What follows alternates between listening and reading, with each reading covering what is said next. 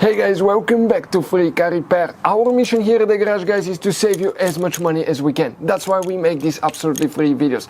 Let's go ahead and start on it now. So we'll demonstrate here, guys, on a 2016 Ford F-150 specifically. You will have two different fuse boxes. We'll be talking and working the fuse box that's located, guys, okay, on the passenger side. This is the passenger side of the truck, you can see. And in that footwell right there, guys, that kick panel, you remove that plastic here and you're going to see a fuse box that looks just like this one. Before we start now, let's explain why it's important to test fuses and realize that way you don't waste your time and money.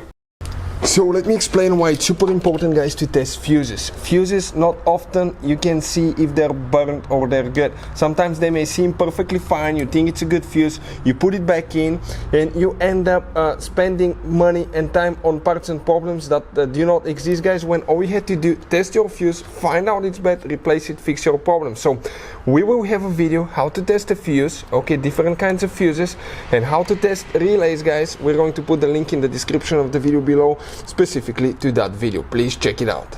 So guys, you can see that you have all kinds of fuses in your Ford F-150. For instance, the other fuse box, you have a Ford specific fuses and relays that could be really hard to find, overpriced, or not being able to find in the middle of nowhere. We'll put a link in the description of the video below where you can get them from at a good price and quick shipping. Check it out, that will be shared for your convenience.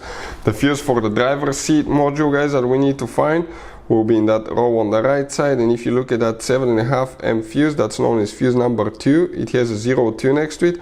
That's the fuse right here.